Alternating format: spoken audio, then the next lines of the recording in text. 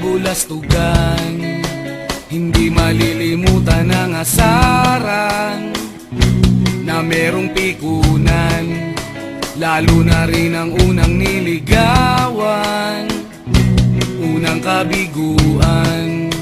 At dyan nasiseryoso ang usapan, ang pagdadamayan ng tunay at tapat na kaibigan.